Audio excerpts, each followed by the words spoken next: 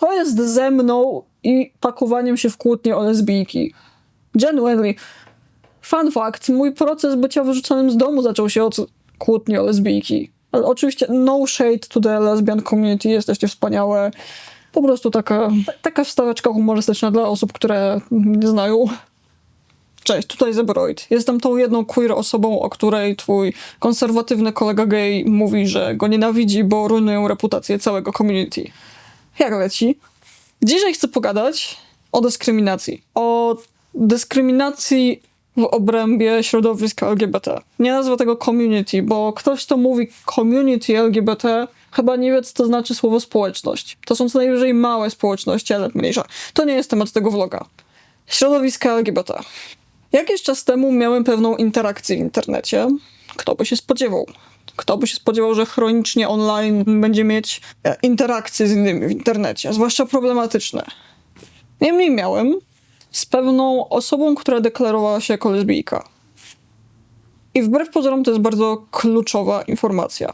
Mianowicie wszystko zaczęło się od kwestii tego, że ktoś rzucił stwierdzeniem, które oczywiście jest prawdziwe, że nie jest transfobicznym, jeśli po coming outie swojego partnera kończysz związek, bo jesteś homo, a ta osoba jest trans i zwyczajnie nie jesteście kompatybilni. Jakby, oczywiście, to jest prawda.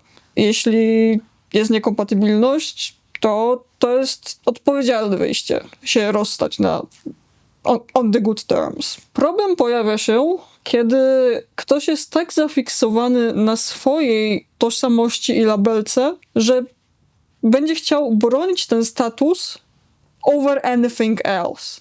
Kto byłby gotowy poświęcić, i by the way mówię bardzo specyficzne rzeczy, gdyż nawiązuję do tej konwersacji, którą ktoś zrobił bardzo osobistą i agresywną swoją drogą. Wyobraźcie sobie, poświęcić związek tylko po to, żeby za wszelką cenę bronić labelu, który was opisuje. Bo ta osoba bardzo, ale to bardzo czuła potrzebę wszystkim dać do zrozumienia, że jeśli jej osoba partnerska, jeśli partnerka wyautowałaby się jako osoba niebinarna, to doszłoby do zerwania. Bez dalszego kontekstu, po prostu. Nie będę z osobą niebinarną i nie. Więc nie mogłam się powstrzymać, żeby próbować wyjaśnić tej osobie, hej, ale w hipotetycznej sytuacji powiedzmy, że kiedy nie zmienia się nic, bo to jest osoba, która dalej prezentuje się fem, która nawet powiedzmy, dajmy na to, nie zmienia imion i zaimków. Hipotetyczna sytuacja, w której ktoś wyłącznie robi coming out, right? I ta osoba była zafiksowana, że nie, zerwę, ja jestem lesbijką i ja będę tylko z kobietami. Więc próbowałem się dopytać, jak ogólnie, ale co się zmienia? Dlaczego poświęciłabyś związek, który działa, zakładając, że działa, w takim imieniu? I nazwałem to po imieniu, bo to jest dyskryminacja. To jest realnie regularna dyskryminacja. Niczym się to nie różni od jakiegokolwiek innego przejawu dyskryminacji ze strony na przykład środowiska cis-hetero wobec queerów. Dyskryminacja. Nazywajmy rzeczy po imieniu, right? I z jakiegoś powodu ta osoba poczuła straszną potrzebę, żeby konceptu niezrywania z osobą niebinarną, która nie tranzycjonuje, do tego, jakobym ja jako facet miał ochotę przymuszać ją do ślubów z mężczyznami. I teraz, żeby nie było, tutaj macie parę screenów na dowód tego, o czym ja mówię, bo prawdopodobnie ciężko sobie wyobrazić. Tak, macie screeny, od one. I przyznam, że mnie trochę zamurowało wtedy, bo jaka jest w tym logika? Cóż mogłem odpowiedzieć? No bo kiedy ktoś cię oskarży o to, że masz problem do osób homoseksualnych, no to powiedziałem wprost, że hej, I'm gay. Na co z jakiegoś powodu temat zszedł na przymusowe małżeństwa, bo postawiła znak równości między konceptem niezrywania z osobą niebinarną, która nie przechodzi tranzycji, do bycia przymuszanym do brania ślubu z mężczyznami. To jest prawdopodobnie moment, kiedy nie powinienem był dalej ciągnąć tej konwersacji, ale jestem sobą. Jestem chronicznie online i lubię dramę. A potem powiedziała, że to ja powinienem w takim razie wziąć ślub z kobietą, right? Że skoro tak bardzo chcę przymuszać osoby homoseksualne do brania ślubu z mężczyznami i innymi, to ja powinienem wziąć ślub z kobietą. I teraz fun fact o mnie, o nas. Jesteśmy osobą poliamoryczną, tak zbiorowo mówię dla uproszczenia. Jesteśmy osobą poliamoryczną, panseksualną, choć bardziej na stronę gay i mamy za sobą relację queer platonic.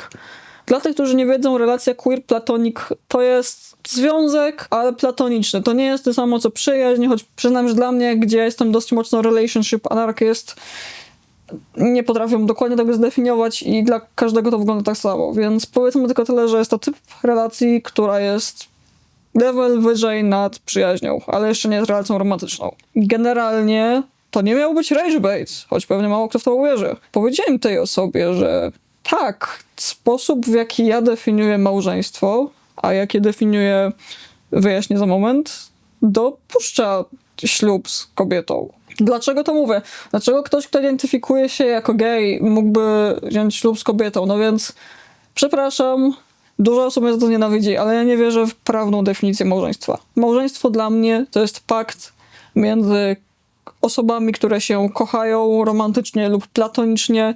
Ten pakt generalnie musi być dopasowany do tych osób, po prostu upraszczając. Dla mnie małżeństwo to jest coś duchowego, coś spirytualnego, a nie prawnego.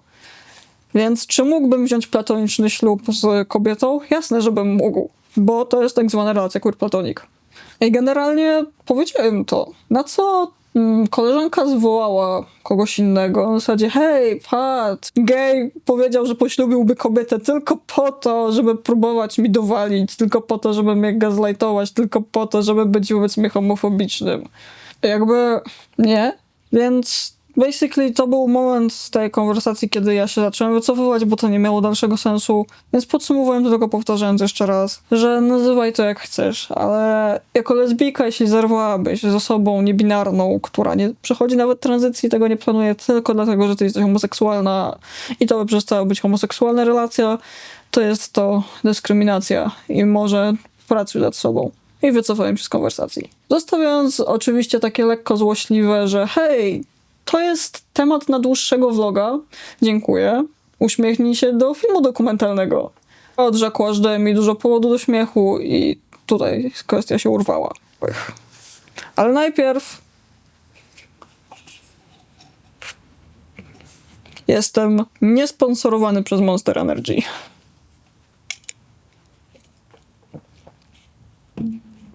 Genuine, ja tylko sobie śmieszkuję. Więc tak, przejdźmy teraz do części właściwej tego vloga. Do problemów z Friendly Fire w społecznościach LGBT. Trudno nie zauważyć, że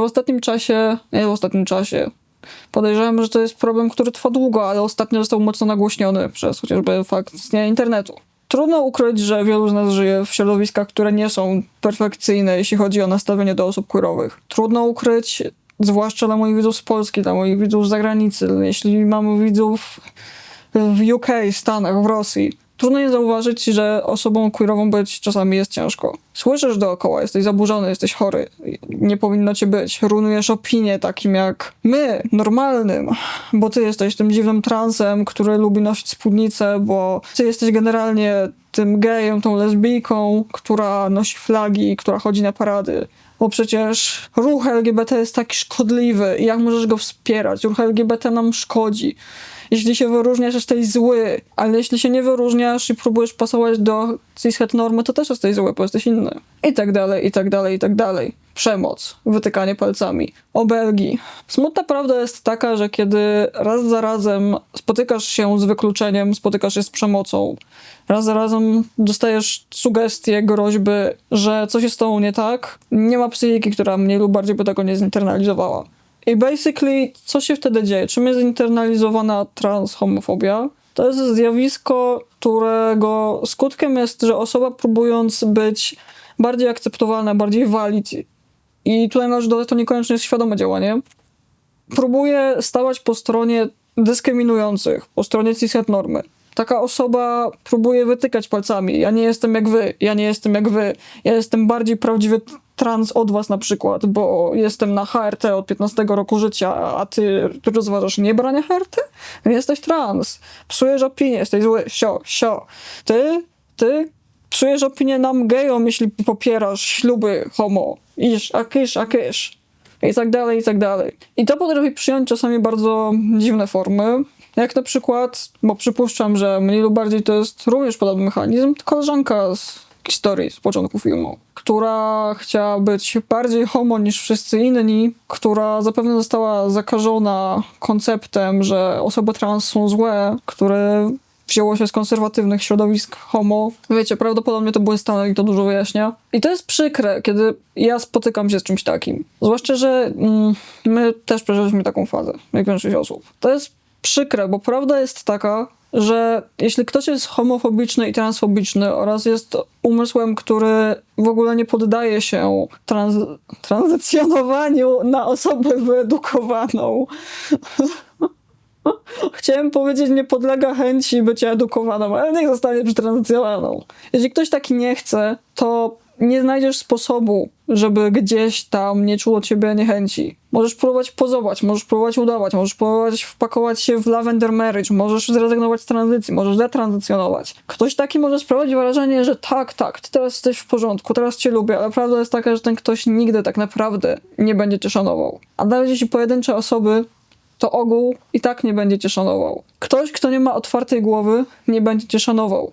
Więc dlaczego próbujesz dopasować siebie, a przede wszystkim dlaczego próbujesz dopasować innych do tego wzorca? Uwierzcie mi, że bycie przedstawianym jako ten dobry kolega gay albo ten dobry kolega trans, który jest przeciwko ruchu LGBT, dla każdego, kto jest trochę świadomy tego, co właściwie się dzieje, to jest taki sygnał, oho, mamy do czynienia z kolejną osobą, która została tak zrujnowana przez społeczeństwo, że prawdopodobnie żyje każdy dzień czując nienawiść do samej siebie. Że prawdopodobnie podporządkowała swoje życie generalnie standardom, które ją rujnują. I moje pytanie brzmi, dlaczego wy to robicie? Dlaczego osoby homo próbują wykluczać osoby transpłciowe z community, jakby masa osób trans nie była również homo, jakby masa osób trans nie przeszła etapu identyfikowania się z homo, zanim znalazły swoją tożsamość. Dlaczego myślicie, że jakąkolwiek przysługę zrobi wam wytykanie transów jako tych złych? To, co tutaj się dzieje, to jest próba odwrócenia uwagi. Hej, zostawcie nas w spokoju, my jesteśmy w porządku. To oni są ci źli. To rodzaj mechanizmu obronnego. Próby realizowania mechanizmu obronnego. Ale mam jedno pytanie, jaką krzywdę robi wam fakt, że ktoś żyje swoje życie inaczej? Dyskryminacja w środowiskach LGBT. Poważny problem. Tutaj prawdopodobnie mamy jeden z jego przykładów. Wiecie, prawdą jest, że transpłciowość a orientacja seksualna to są dwie różne rzeczy. Niemniej doświadczenia osób trans i homo w wielu aspektach często są na tyle podobne, tak się zazębiają, bo osoby te doświadczają podobnego rodzaju dyskryminacji, bo osoby trans często przechodzą etap, czy ja jestem po prostu homo, bo osoby trans często są homo. Osoby queerowe często eksperymentują, to nie jest tylko stereotyp, eksperymentują z ekspresją, right? To jest jakby część naszej gay culture, to jest część naszej queer culture. Jestem tego żywym przykładem. I faktem jest również, że osoby transpłciowe mają bardzo duży wpływ na historię ruchu wyzwoleniowego, że tak powiem. Zupełnie jakbyśmy byli wyzwoleni na świecie, nie? Czy pamiętacie jeszcze historię Stonewall? Kto był na czele ruchu Stonewall? To były trans kobiety.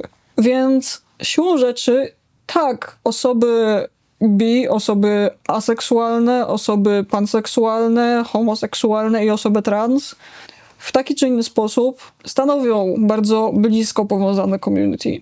I myślałoby się, że w takim community będzie się walczyło na swoją korzyść, right? Ja nie chcę być uciskany, więc będę starał się sprawić, żebyś ty nie był uciskany, bo może nie jesteśmy tacy sami, ale rozumiemy swoje doświadczenia na wielu aspektach. I ciebie i mnie tłukli w szkole, i ciebie i mnie tłukli rodzice za eksperymentowanie z eyelinerem. To, że ja jestem homo, a ty jesteś translaską, to generalnie nie ma to znaczenia, nasze doświadczenie jest takie samo. Ale nie. Mamy takie ruchy jak Ditch the Tea, czy jakoś tak, Drop the Tea, gdzie osoby, w sumie nazywamy jeszcze po imieniu, ten ruch jest prowadzony głównie przez białych cis-gejów. Nawołują do tego, żeby zacząć patrzeć na osoby trans, jak na osoby chore psychicznie i przestać je uwzględniać generalnie w LGBT. I jest też cała kwestia zinternalizowanej queerfobii. I to jest rzecz, o której głównie chcę porozmawiać teraz.